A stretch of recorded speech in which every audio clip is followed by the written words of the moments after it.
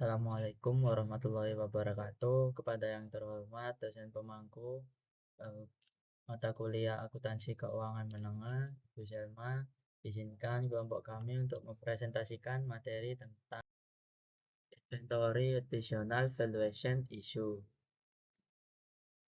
Sebelum memasuki kepada materi yang pertama, eh, kami izinkan kami untuk memperkenalkan nama-nama kelompok serta anggota NPM-nya. Yang pertama yaitu Aprilia Fitria Aulia dengan NPM terakhir 158. Yang kedua yaitu Amelia Anjas dengan NPM terakhir 224. Yang ketiga yaitu Dwi Safira Maulidia dengan NPM akhir 226. Yang keempat yaitu Nadifa Aisar dengan NPM akhir 247. Yang kelima yaitu Ali Yuni Fitri Dwi Rahayu dengan NPM akhir 257. Yang keenam dengan saya sendiri Muhammad Taufik Prasetyo dengan NPM akhir 282. Yang terakhir yaitu Revianto Anania Putra dengan NPM akhir 285. Baik, yang pertama ada LCNRV. LCNRV singkatan dari Lower Cost or Net Realizable Value, yaitu metode penilaian persediaan dengan memilih nilai yang lebih rendah antara harga perolehan barang dengan nilai realisasi bersihnya atau NRV. Artinya, apabila harga pokok persediaan masih lebih rendah dari NRV, maka perusahaan tetap menggunakan harga pokok. Namun, jika NRV lebih rendah daripada harga pokok, maka perusahaan harus menurunkan nilai persediaan sesuai NRV.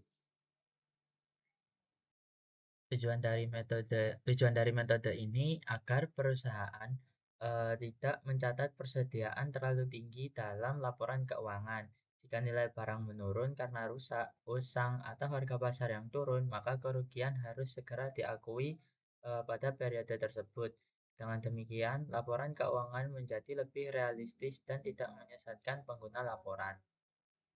Selanjutnya ada NRV atau Net Realizable Value, yaitu nilai bersih yang diperkirakan akan diterima perusahaan dari penjualan persediaan. Nilai ini dihitung dari estimasi jual harga normal dikurangi biaya yang masih harus dikeluarkan untuk menyelesaikan barang dan menjualnya. Konsep NRV digunakan ketika perusahaan ingin mengetahui berapa nilai nyata yang bisa direalisasikan dan dari persediaan tersebut. Jadi NRV bukan harga pokok pembelian, tapi nilai bersih yang benar-benar akan diterima setelah semua biaya terkait penjualan dikurangi. Eh, Dari ilustrasi tersebut, perusahaan memiliki tiga jenis persediaan. Barang pertama memiliki harga pokok 80.000 dan NRV 120.000. Karena harga pokok lebih rendah, maka nilai yang digunakan jadinya 80.000. Barang yang kedua yaitu memiliki harga pokok 100.000 dan NRV 90.000. Karena NRV-nya yang lebih rendah, maka nilai yang digunakan yaitu yang 90.000. Barang yang ketiga yaitu memiliki harga pokok 50.000 dan NRV 40.000. Karena NRV lebih rendah, maka nilai persediaan dicatat sebesar 40.000. Nah, dari contoh ini itu bisa dilihat bahwa perusahaan selalu memilih angka terendah antara cost dan NRV untuk di setiap barang. Prinsip ini bertujuan agar nilai barang yang dilaporkan tidak melebihi nilai yang benar-benar dapat diperoleh dari penjualannya. Metode penerapan LCNFP ini ada tiga. Yang pertama yaitu individual items, di mana penilaian dilakukan per satu-satu barang. Yang kedua ada major groups, di mana penilaian berdasarkan kelompok barang yang sejenis. Lalu yang ketiga ada total inventory, di mana penilaian dilakukan untuk seluruh persediaan sekaligus. Seperti contoh yang tertera di gambar, ada dua kategori jenis barang yaitu frozen dan juga canned. Untuk menghitung individual items, kita akan melihat satu persatu barang yang tersedia, Lalu bagaimana kita mengetahui nilai dari individual items tersebut? Melihat dari kolom cost dan juga LCNRV, kita akan mengambil nilai yang paling rendah untuk dimasukkan ke tabel individual items. Seperti spinach, yang costnya lebih rendah dibandingkan dengan LCNRV, maka yang ditulis di individual item sama seperti nilai costnya. Lalu ada cut beans, yang nilai costnya lebih tinggi daripada LCNRV, maka yang ditulis di individual item sama seperti nilai LCNRV karena nilai LCNRV ini lebih rendah. Jika sudah menilai per satu barang, maka akan dijumlah yang menghasilkan total 384.000. Masuk ke major groups, di gambar sudah ada nilai total frozen di cost dan juga di LCNRV. Kita bisa langsung melihat mana nilai yang paling rendah yaitu nilai cost, maka nilai tersebut yang ditulis di kolom major groups sebesar 230.000. Lalu untuk Kenneth, total yang paling rendah ada di LCNRV, maka yang ditulis di major groups nilainya sama dengan LCNRV yaitu 394. Untuk total inventory sendiri bisa dilihat dari total keseluruhan antara Frozen dan juga Kenneth. Bisa dilihat bahwa nilai cost lebih rendah daripada LCNRV, maka yang dimasukkan ke kolom total inventory adalah nilai cost sebesar 415. Mencatat nilai realisasi bersih sebagai pengganti biaya. Jika menggunakan metode COGS, kerugian langsung dimasukkan ke COGS, jadi jurnalnya COGS di debit, inventory di kredit. Sedangkan jika menggunakan metode loss, kerugian dipisahkan sebagai akun khusus loss, jadi jurnalnya adalah loss due to decline of inventory to net realizable value di debit, inventory di kredit. Akun loss due to decline of inventory to net realizable value akan muncul di laporan laba rugi yang mengurangi pendapatan penjualan. Use of an allowance. Untuk penyesuaian nilai realisasi bersih, perusahaan menggunakan akun penyisihan untuk mengurangi persediaan ke nilai realisasi bersih. Contohnya membuat jurnal untuk mencatat penurunan nilai persediaan menjadi nilai realisasi bersih, loss due to decline of inventory to net realizable value di debit, allowance to reduce inventory to net realizable value di kredit. Untuk laporan posisi keuangannya sendiri dicatat sebagai inventory dikurangi allowance to reduce inventory to net realizable value yang hasilnya ditulis sebagai inventory at net realizable value. Pemulihan kerugian persediaan. Biasanya nilai realisasi persediaan yang sebelumnya telah didepresiasi mungkin lebih besar daripada biaya perolehan. Seperti yang tertera pada gambar, pada 31 Desember 2022, inventory at cost sebesar 188, inventory at net realizable value sebesar 176, menunjukkan nilai inventory at cost ini lebih besar dengan selisih 12.000. Karena ada selisih, maka 12.000 dimasukkan ke kolom amount required in allowance account. Adjustment of allowance account balance mengalami peningkatan sebesar 12.000, efeknya mengalami penurunan. Selanjutnya, 31 Desember 2023, inventory at cost sebesar 194.000 dan inventory at net realizable value sebesar 187.000, selisihnya adalah 7.000. Sebelumnya sudah ada adjustment sebesar 12.000. Dikarenakan di tahun 2023 ini hanya butuh 7.000, maka adjustment mengalami penurunan sebesar 5.000 dan juga efeknya mengalami peningkatan. Evaluasi of the LCNRV rule. Yang pertama yaitu penurunan nilai diakui saat terjadi, kenaikan hanya saat penjualan sehingga tidak konsisten dan dapat mendistorsi laba. Yang kedua yaitu penerapan aturan ini menimbulkan ketidakkonsistenan karena persediaan bisa dinilai dengan biaya atau nilai realisasi bersih di periode berbeda. Yang ketiga, aturan LCNRV ini konservatif pada persediaan, tetapi dampaknya pada laba tidak selalu. Laba bisa turun saat rugi dan juga naik di periode berikutnya. Lalu di sini ada net realizable value atau NRV. Penyimpangan dari aturan LCNRV dalam kondisi tertentu, perusahaan mencatat persediaan langsung pada nilai NRV, bukan untuk mencari yang terendah. Hal ini diperbolehkan jika 1. Biaya perolehan sulit ditentukan. 2. Barang dapat segera dipasarkan pada harga kuotasi pasar. Yang ketiga, unit produk dapat saling dipertukarkan. Lalu ada dua situasi utama, yaitu aset agrikultur yaitu hewan ternak ataupun tanaman.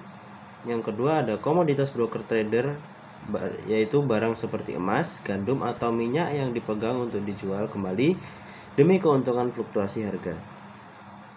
Lalu di sini ada akuntansi agrikultur ataupun IFRS, yaitu ada dua istilah penting yang harus dibedakan. Yang pertama ada biological assets, yaitu hewan atau tanaman hidup, semisal seperti sapi, pohon apel, dicatat sebagai aset tidak lancar pada nilai wajar dikurangi biaya pelepasan. Lalu yang kedua ada agricultural produce, yaitu hasil yang dipanen dari aset biologis, semisal yaitu susu dari sapi ataupun wool dari domba, dicatat pada nilai NRV pada saat panen. Lalu di sini ada contohnya seperti pada slide di sini, perubahan nilai sapi ataupun aset biologis, yaitu nilai awal pada tanggal 1 Januari adalah 460.000 euro untuk 420 ekor sapi. Lalu ada perubahan nilai, yaitu kenaikan harga pasar atau pertumbuhan sebesar 35.000 euro, tetapi ada penurunan nilai karena ada proses pemerahan atau panen sebesar 1.200 euro. Jadi nilai akhir pada tanggal 31 Januari yaitu 493.800 euro. Lalu yang kedua ada pencatatan hasil susu, yaitu agricultural produce, yaitu pada saat susu diperah, susu tersebut langsung diakui sebagai persediaan pada nilai NRV-nya saat itu. Jadi pada Januari berhasil panen susu sebesar 36.000 euro. Lalu yang ketiga, pada saat adanya penjualan susu, yaitu susu dijual ke produsen keju seharga 38.500 euro. Selanjutnya ada relative standalone sales value, yaitu dengan konsep utama lump sum purchase, yaitu ketika perusahaan membeli sekelompok aset dengan satu harga total paket ataupun keranjang, biaya tersebut tidak boleh dibagi rata jika aset di dalamnya memiliki kualitas dan ataupun nilai yang berbeda. Seperti contohnya yaitu ada masalah membagi rata biaya, seperti total biaya dikurangi jumlah unit tidak mencerminkan realitas ekonomi aset yang lebih berharga. Lalu ada solusinya, yaitu menggunakan metode relative standalone sales value untuk mengalokasikan biaya berdasarkan proporsi nilai jual masing-masing unit. Nah, di sini ada contoh studi kasus dari Woodland Developers. Jadi Woodland Developers ini membeli tanah seharga $1 juta untuk 400 kafling yang terbagi dari 3 grup, yaitu grup A, grup B, dan grup C. Nah, hasil alokasinya menyatakan bahwa grup A mendapatkan high value karena alokasi biayanya lebih tinggi, yaitu $4.000 per lot. Jadi karena harga jualnya paling mahal. Lalu grup C mendapatkan low value karena alokasi biayanya lebih rendah, yaitu 1.800 lot, dikarenakan harga jualnya yang paling murah. Oke, selanjutnya ada purchase commitment, yaitu kesepakatan untuk membeli persediaan di masa depan pada harga dan jumlah yang telah ditentukan. Biasanya tidak dicatat sebagai aset ataupun liabilitas di neraca saat kontrak ditandatangani karena bersifat executory atau belum ada pihak yang melaksanakan kewajiban. Tetapi dengan pengecualian jika kontrak bersifat formal dan tidak dapat dibatalkan ataupun non-cancelable, maka pengakuan akuntansi diperlukan jika terjadi penurunan nilai pasar. Jika nilai pasar turun di bawah harga kontrak dan perusahaan memperkirakan kerugian, maka akui kerugian segera, yaitu kerugian harus diakui pada periode saat harga pasar turun, yaitu dengan menggunakan prinsip konservatisme. Yang kedua, yaitu melakukan jurnal penyesuaian pada saat harga turun, yaitu pada debit akunnya adalah unrealized holding gain or loss income, yang berada di kredit purchase commitment liability. Lalu ada jurnal pada saat eksekusi atau pembelian terjadi.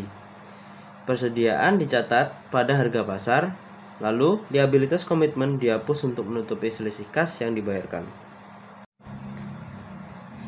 Di sini ada contoh studi kasus dari perusahaan Apres Paper AG, yaitu pada kontrak telah ditetapkan harga sebesar 10 juta euro untuk tahun 2023. Nah, kondisi pada 31 Desember 2022, harga pasar turun menjadi 7 juta euro. Nah, pada pencatatan, perusahaan harus mengakui kerugian sebesar 3 juta euro di akhir tahun 2022. Nah, pada saat pembelian dilakukan pada 2023, persediaan hanya didebit sebesar 7 juta euro, meskipun kas yang keluar tetap 10 juta euro. Nah, lalu di sini apa yang terjadi jika harga pasar naik kembali? Nah, yang pertama-tama pengakuan pemulihan oleh Apres, yaitu Apres AG melaporkan gain ataupun keuntungan ini pada periode terjadinya kenaikan harga atau negosiasi kontrak tersebut. Lalu ada pemulihan parsial, ya di sini biasa disebut juga partial recovery karena kita cuma memulihkan 1 juta dari total 3 juta kerugian yang sudah pernah dicatat sebelumnya. Lalu jika harganya turun kembali seperti pada paragraf terakhir di gambar tersebut, nanti jika saat kayu benar-benar dipotong harganya malah anjlok lebih daripada 2 juta euro di bawah harga kontrak, maka Apres AG harus mencatat kerugian tambahan dan mencatat persediaan menggunakan nilai LCNRV. Baik, selanjutnya adalah the gross profit method of estimating inventory atau metode laba kotor dengan estimasi persediaan. Salah satu metode alternatif untuk memverifikasi atau menentukan jumlah persediaan adalah dengan menggunakan metode laba kotor. Metode laba kotor bergantung pada 3 asumsi. Yang pertama adalah persediaan awal ditambah dengan pembelian sama dengan total barang yang harus dipertanggungjawabkan. Yang kedua, barang yang tidak terjual harus tersedia. Yang ketiga, penjualan setelah dikurangi biaya dikurangkan dari jumlah persediaan awal ditambah pembelian sama dengan persediaan akhir. Catatan periode berjalan berisi semua informasi yang dibutuhkan untuk menghitung persediaan berdasarkan biaya, kecuali persentase laba kotor. Selanjutnya yaitu computation of gross profit percentage atau perhitungan persentase metode laba kotor. Contoh perhitungannya yaitu ilustrasikan sebuah barang itu berharga 15 dan dijual dengan harga 20 sehingga laba kotornya adalah 5. Nah, untuk menghitung persentasenya dapat dihitung dengan menggunakan rumus markup dibagi retail dan markup dibagi cost. Markup sama dengan 5 dibagi dengan retail sama dengan 20 sehingga hasilnya adalah 25%. Kemudian markup seharga 5 dibagi dengan cost seharga 15 sehingga hasilnya adalah 33%. Nah, maka margin keuntungan ini adalah 4 atau 25% dari harga retail dan 33% dari biaya. Selanjutnya adalah evaluation of gross profit method. Jadi metode laba kotor itu memiliki beberapa kelemahan. Yang pertama adalah metode ini hanya memberikan perkiraan. Akibatnya perusahaan itu harus melakukan inventarisasi fisik untuk memverifikasi persediaan. Yang kedua, metode laba kotor menggunakan persentase masa lalu dalam menentukan margin keuntungan. Nah, meskipun masa lalu sering memberikan jawaban untuk masa depan, namun tingkat saat ini itu lebih tepat. Dan yang ketiga adalah perusahaan harus berhati-hati dalam menerapkan tingkat laba kotor secara menyeluruh. Nah, seringkali sebuah toko atau departemen itu menangani barang dagangan dengan tingkat laba kotor yang sangat bervariasi. Nah, dalam situasi ini, perusahaan mungkin perlu menerapkan metode laba kotor berdasarkan subbagian, lini barang dagangan, atau dasar Sukma yang mengklasifikasikan barang dagangan sesuai dengan tingkat laba kotor masing-masing. Retail Inventory Method merupakan metode yang digunakan retail untuk mengonversi harga retail menjadi harga pokok. Metode ini mengharuskan retail mencatat yang pertama yaitu total biaya dan nilai retail dari barang yang dibeli. Yang kedua, total biaya dan nilai retail dari barang yang tersedia untuk dijual. Dan yang ketiga, penjualan selama periode tersebut. Berikut merupakan contoh perhitungan dalam Retail Inventory Method. Yang pertama, pada bagian cost yaitu terdapat beginning inventory sebesar 14.000 euro, kemudian ditambah dengan purchase sebesar 63.000 euro, menghasilkan good available for sale sebesar 77.000 euro. Pada bagian retail yaitu terdapat beginning inventory sebesar 20.000 euro, kemudian ditambah dengan purchase sebesar 90.000 euro menghasilkan good available for sale sebesar 110.000 euro. Kemudian dikurangi dengan deduct yaitu sales sebesar 85.000 euro menghasilkan ending inventory at retail sebesar 25.000 euro. Dari perhitungan tersebut diperoleh yaitu rasio of cost to retail yaitu dari 77.000 euro dibanding dengan 110.000 euro menghasilkan 70%.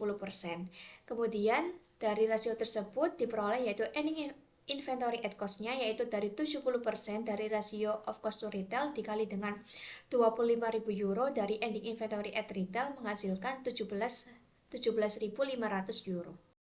Retail method konsep yaitu nilai pada kolom retail menunjukkan harga jual awal dengan asumsi tidak ada perubahan harga, namun dalam praktiknya retail sering menaikkan atau menurunkan harga, yaitu markup adalah kenaikan harga dari harga retail awal, markup cancellation atau penurunan harga dari harga yang sudah dinaikkan sebelumnya, markdown adalah penurunan harga dari harga jual awal, biasanya karena persaingan, barang rusak atau stok berlebih. Kemudian ada markdown cancellation terjadi ketika penurunan harga tersebut dibatalkan sebagian dengan menaikkan kembali harga. Untuk menjelaskannya, misalnya sebuah toko membeli 100 kemeja dengan biaya 15 euro per unit dan menetapkan harga jual sebesar 30 euro. Karena penjualan cepat, manajer menaikkan harga sebesar 5 euro menjadi 35 euro, yaitu markup. Namun karena harga terlalu tinggi, penjualan melambat sehingga harga diturunkan menjadi 32 euro. Atau markup cancellation sebesar 3 euro. Sebulan kemudian harga diturunkan lagi menjadi 23 euro yaitu markdown sebesar 7 euro. Jika kemudian dinaikkan menjadi 24 euro maka terjadi markdown cancellation yaitu sebesar 1 euro. Retail inventory methods with markups and markdown conventional method. Retail menggunakan konsep markup dan markdown untuk menentukan nilai persediaan yang tepat di akhir periode akuntansi. Oleh karena itu, perusahaan harus memperlakukan markup, pembatalan markup, markdown, dan pembatalan markdown dengan benar. Untuk ilustrasi lebih lanjut digunakan dalam perusahaan Infusion SA yang dapat menghitung persediaan akhirnya dengan dua pendekatan berbeda yaitu A dan B. Data tersebut yaitu pada bagian cost yaitu terdapat beginning inventory sebesar 500 euro, purchase net sebesar 20.000 euro. Kemudian pada bagian retail terdapat beginning inventory sebesar 1.000 euro, purchase net 35.000 euro, markup 3.000 euro, markup cancellation 1 euro, markdown 2.500 euro, markdown cancellation 2.000 euro, dan sales net sebesar 25.000 euro. Asumsi A yaitu menghitung rasio biaya setelah markup dan pembatalan markup tetapi sebelum markdown. Asumsi B yaitu menghitung rasio biaya setelah markup dan markdown dan pembatalannya. Kemudian terdapat dihitungnya yaitu pada bagian cost yaitu terdapat beginning inventory 500 euro ditambah purchase net 20.000 euro menghasilkan merchandise available for sale sebesar 20.500 euro. Pada bagian retail yaitu terdapat beginning inventory 1.000 kemudian ditambah dengan purchase net yaitu 35.000 euro menghasilkan merchandise available for sale sebesar 36.000 euro. Kemudian dari markup 3.000 dikurangi dengan markup cancellation sebesar 1.000 menghasilkan net markup 2.000. Percentage available for sale tersebut kemudian ditambah dengan net markup yaitu 36.000 euro ditambah dengan 2.000 euro menghasilkan 38.000. Pada asumsi A yaitu cost to retail rasionya yaitu 20.500 euro dibanding dengan 38.000 euro menghasilkan 53,9%. Kemudian terdapat deduct-nya yaitu markdown sebesar 2.500 dikurangi dengan markdown cancellation sebesar 2.000 menghasilkan net markdown sebesar 500. Jadi 38.000 dari next markup retail tersebut kemudian dikurangi dengan next markdown sebesar 500 menghasilkan 37.500. Asumsi B yaitu cost to retail rasionya sebesar 20.500 euro dibanding dengan 37.500 euro menghasilkan 54,7%. Deduct sales netnya yaitu 25.000 euro, kemudian dari perhitungan tersebut 37.500 dikurangi dengan deduct sales net sebesar 25.000 euro menghasilkan ending inventory at retail sebesar 12.500 euro. Perhitungan untuk infusion adalah persediaan akhir pada retail dikali rasio biaya sama dengan nilai persediaan akhir. Jadi asumsi A-nya yaitu 12.500 euro dikali 0,539 menjadi 6.737,5 euro. Asumsi B yaitu 12.500 dikali dengan 0,547 menghasilkan 6.837,5 euro. Pertanyaannya menjadi asumsi mana dan persentase mana yang harus digunakan infusion untuk menghitung penilaian persediaan akhir? Jawabannya bergantung pada metode persediaan retail mana yang dipilih infusion. Satu pendekatan menggunakan hanya asumsi A, yaitu rasio biaya menggunakan markdown tetapi bukan markdown. Ini mendekati biaya terendah dari rata-rata atau nilai realisasi bersih, lower of average cost of or net realizable value. Yaitu pendekatan ini disebut sebagai metode persediaan retail konvensional atau LCNRV. Untuk memahami mengapa metode ini hanya mempertimbangkan markup bukan markdown dalam persentase biaya, kita harus memahami bagaimana bisnis retail beroperasi. Markup biasanya menunjukkan peningkatan nilai jual barang, di sisi lain markdown berarti penurunan utilitas barang tersebut. Oleh karena itu, untuk mendekati LCNRV, kita akan menganggap markdown sebagai kerugian saat ini dan tidak akan memasukkannya dalam perhitungan rasio biaya ke retail. Mengabaikan markdown akan membuat rasio biaya ke retail menjadi lebih rendah, yang mengarah pada perkiraan LCNRV. Contoh antara kedua metode tersebut agar terlihat lebih jelas, yaitu kita asumsikan infusion membeli dua barang seharga 5 euro per barang. Harga jual aslinya adalah 10 euro per barang. Salah satu barang kemudian di markdown menjadi 2 euro, dengan asumsi tidak ada penjualan untuk periode tersebut. Jika markdown dipertimbangkan dalam rasio biaya ke retail, maka markdown include in cost to retail rasionya, yaitu pada bagian cost terdapat purchase sebesar 10 euro. Pada bagian retail terdapat purchase sebesar 20 euro, kemudian dikurangi dengan markdown dari 10 euro, dikurangi dengan 2 euro menghasilkan 8 euro. Maka purchase tersebut dikurangi dengan markdown sebesar 20 euro, dikurangi 8 euro, menjadi ending inventory at retail sebesar 12 euro. Cost to retail rasionya yaitu 10 euro dibanding dengan 12 euro menjadi 83,3%. Maka ending inventory at cost-nya yaitu 12 euro dikali 8,33 menghasilkan 10 euro. Pendekatan ini mencerminkan biaya rata-rata dari dua item komoditas tanpa mempertimbangkan kerugian pada salah satu item tersebut. Ini menilai persediaan akhir sebesar 10 euro. Jika markdown tidak dipertimbangkan dalam rasio biaya ke retail, asumsi A, metode persediaan retail konvensional, kita menghitung persediaan akhir seperti yang ditunjukkan dalam tabel berikutnya. Yaitu pada tabel markdown not includes in cost to retail ratio, pada bagian cost terdapat purchase sebesar 10 euro. Pada bagian retail terdapat purchase sebesar 20 euro. Maka cost to retail rasionya yaitu 10 euro dibanding dengan 20 euro menghasilkan rasio sebesar 50%. Kemudian dari purchase pada bagian retail terdapat 20 euro, kemudian dikurangi dengan markdown sebesar 8 euro, maka menghasilkan ending inventory at retail sebesar 12 euro. Ending inventory at cost-nya yaitu 12 euro dikali dengan rasionya tadi sebesar 50%, maka menghasilkan 6 euro. Di bawah pendekatan ini, di mana markdown tidak dipertimbangkan, persediaan akhir adalah 6 euro. Penilaian persediaan sebesar 6 euro mencerminkan dua barang persediaan.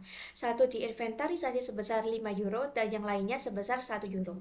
Ini mencerminkan fakta bahwa infusion mengurangi harga jual dari 10 euro menjadi 2 euro dan mengurangi biaya dari 5 euro menjadi 1 euro. Untuk mendekati LCNRV, infusion harus menetapkan rasio biaya ke retail. Hal ini dilakukan dengan membagi biaya barang yang tersedia untuk dijual dengan jumlah harga retail asli barang-barang tersebut, ditambah dengan markup neto. Perhitungan ini tidak termasuk markdown dan pembatalan markdown. Pada bagian cost terdapat beginning inventory sebesar 500 euro, kemudian ditambah dengan purchase net sebesar 20.000 euro menghasilkan 20.500 euro. Pada bagian retail terdapat beginning inventory sebesar 1.000 euro, kemudian ditambah dengan purchase net sebesar 35.000 euro menghasilkan total 36.000 euro. Kemudian terdapat markup sebesar 3.000 euro dikurangi dengan markup cancellation sebesar 1.000 euro. Dari 36.000 euro tadi kemudian ditambah dengan 2.000 euro menghasilkan 38.000 euro. Kemudian terdapat markdown sebesar 2.500 euro dikurangi dengan markdown cancellation sebesar 2.000 euro menghasilkan 500 euro. Kemudian dari 38.000 euro tersebut dikurangi dengan 500 euro menghasilkan 37.500 euro. Jadi deduct sales net pada retail yaitu sebesar 25.000 euro. Kemudian sales price of good available tersebut sebesar 37.500 euro, kemudian dikurangi dengan sales net sebesar 25.000 euro menghasilkan ending inventory at retail sebesar 12.500 euro. Jadi cost to retail rasionya yaitu cost of good available dibagi dengan original retail price of goods available plus net markups yaitu sebesar 20.500 euro dibanding dengan 38.000 euro menghasilkan rasio sebesar 53,9%. Jadi ending inventory at LCNRV-nya yaitu 53,9% dikali dengan 12.500 euro menghasilkan 6.737,5 euro. Karena efek perataan terjadi, penilaian persediaan LCNRV yang tepat biasanya tidak didapatkan, tetapi perkiraan yang memadai dapat dicapai. Sebaliknya, menambahkan net markup dan dikurangi dengan net markdown menghasilkan biaya perkiraan atau approximate cost. Selanjutnya, special items relating to retail method. Dalam retail inventory method terdapat special items, yaitu transaksi yang memerlukan perlakuan khusus karena dapat memengaruhi perhitungan persediaan. Penyesuaian ini dilakukan agar nilai inventory tetap akurat. Selain itu, metode ini menggunakan cost to retail ratio, yaitu perbandingan antara cost dan retail untuk menghitung nilai persediaan. Sebagai contoh, freight in atau freight cost ditambahkan ke cost karena merupakan bagian dari biaya perolehan barang. Purchase returns mengurangi cost dan retail karena barang dikembalikan ke supplier. Sementara itu, purchase discounts and allowance mengurangi cost karena menurunkan harga beli. Kemudian, terdapat penyesuaian yang berkaitan dengan penjualan. Sales returns and allowance dianggap sebagai pengurang gross sales karena barang dikembalikan oleh pelanggan. Namun, sales discounts tidak diakui dalam retail method karena penjualan dicatat secara gross. Jika dimasukkan, hal ini dapat menyebabkan nilai inventory menjadi overstate atau lebih tinggi dari kondisi sebenarnya. Selanjutnya, terdapat beberapa kondisi operasional lain yang juga memengaruhi perhitungan inventory. Transfer in diperlakukan seperti pembelian karena menambah persediaan. Normal shortage seperti kehilangan kecil atau shrinkage hanya mengurangi retail karena dianggap sebagai bagian dari aktivitas normal, sedangkan abnormal shortage mengurangi cost dan retail serta dicatat sebagai kerugian karena sifatnya tidak wajar. Employee discounts juga tidak dimasukkan ke dalam rasio karena tidak mencerminkan harga jual normal. Dengan demikian, perlakuan yang berbeda terhadap special items ini akan memengaruhi hasil akhir perhitungan inventory. Pada slide ini menjelaskan bahwa retail inventory method digunakan itu karena praktis dan tidak memerlukan perhitungan fisik secara langsung. Metode ini juga membantu dalam mengontrol kehilangan barang serta kebutuhan asuransi. Namun, metode ini memiliki keterbatasan karena menggunakan pendekatan rata-rata sehingga kurang akurat jika margin antar produk berbeda. Selain itu, hasilnya juga bergantung pada komposisi barang yang ada. Nah, selanjutnya saya akan menjelaskan tentang penyajian persediaan atau presentation of inventories. Nah, standar akuntansi mengharuskan perusahaan untuk mengungkapkan informasi penting terkait persediaan dalam laporan keuangan. Tujuannya adalah untuk transparansi dan membantu pemangku kepentingan dalam analisis likuiditas. Nah, ada hal-hal yang harus diungkapkan meliputi yang pertama ada kebijakan akuntansi, yakni metode pengukuran yang digunakan, misalnya FIFO atau weighted average. Nah, yang kedua ada klasifikasi persediaan. Ya, ini adalah total nilai dan rincian berdasarkan kategori, seperti barang dagang, merchandise, bahan baku atau raw materials, barang dalam proses, work in process, lalu barang jadi atau finished good. Lalu yang ketiga ada nilai realisasi bersih atau NRV. Nah, ini adalah jumlah persediaan yang dicatat pada nilai wajar dikurangi biaya untuk menjual. Selanjutnya keempat ada beban persediaan, yakni jumlah persediaan yang diakui sebagai beban selama periode berjalannya, yakni COGS. Lalu yang keenam ada write down dan reversal atau jumlah penurunan nilai atau penghapusan persediaan dan jika ada pemilihan kembali atau reversal dari penurunan tersebut. Yang keenam ada alasan penurunan nilai, kejadian atau situasi yang menyebabkan penurunan nilai persediaan. Lalu yang terakhir ada jaminan utang, yakni jumlah persediaan yang dijadikan sebagai jaminan untuk liabilitas atau utang. Selanjutnya ada contoh kasus penyajian persediaan. Nah, yang pertama ada contoh kasusnya Lectra SA. Nah, pada laporan posisi keuangan Lectra SA per 31 Desember 2018 berisi kebijakan menggunakan nilai terendah antara biaya perolehan atau cost atau nilai realisasi bersih atau NRV. Lalu untuk metode biayanya menggunakan weighted average cost. Nah, untuk rincian nilainya yakni yang pertama ada persediaan kotor atau gross value yakni bernilai 43.330. Lalu untuk penurunan nilai atau write down bernilai 9.004. Lalu untuk nilai persediaan bersihnya ada 34.326 euro. Lalu untuk contoh selanjutnya ada kasus Pernod Ricard. Nah, pada laporan Pernod Ricard menunjukkan rincian pergerakan persediaan selama satu periode. Nah, di sini mencakup nilai awal tahun, perubahan nilai kotor, penurunan nilai atau impairment, hingga nilai akhir tahun. Nah, pada data ini menunjukkan 84% dari barang dalam proses perusahaan tersebut ditujukan untuk produksi whisky, cognac yang membutuhkan proses waktu yang lama. Selanjutnya, saya akan menjelaskan tentang analisis persediaan atau analysis of inventories. Nah, manajemen persediaan adalah pedang bermata dua. Dikarenakan persediaan terlalu banyak, maka akan menyebabkan biaya penyimpanan yang tinggi, resiko kerusakan, dan dana yang mengendap. Lalu jika persediaan terlalu sedikit, akan menyebabkan resiko kehilangan penjualan atau stock out, dan ketidakpuasan pelanggan. Nah, untuk mengevaluasi efisiensi manajemen persediaan digunakan dua rasio utama. Yang pertama ada inventory turnover atau perputaran persediaan. Nah, ini adalah mengukur berapa kali rata-rata perusahaan menjual persediaannya dalam satu periode. Nah, untuk rumusnya sendiri adalah harga pokok penjualan atau COGS per rata-rata persediaan. Jadi, semakin tinggi rasionya, maka semakin efisien perusahaan mengelola stoknya. Nah, untuk contohnya seperti dengan COGS 1621 dan rata-rata persediaan 426,5, maka perputarannya adalah 3,80 kali. Lalu yang kedua ada average day to sell inventory atau rata-rata hari penjualan. Nah, di sini adalah mengukur rata-rata jumlah hari yang dibutuhkan untuk menjual habis persediaan. Nah, untuk rumusnya adalah 365 hari per inventory turnover. Nah, di sini semakin kecil angkanya, maka semakin cepat barang terjual, maka semakin baik. Nah, contohnya, jika turnover 3,8 kali, maka rata-rata hari penjualannya adalah sekitar 96 hari. Sekian presentasi dari kelompok kami, kurang lebihnya mohon maaf. Terima kasih. Wassalamualaikum warahmatullahi wabarakatuh.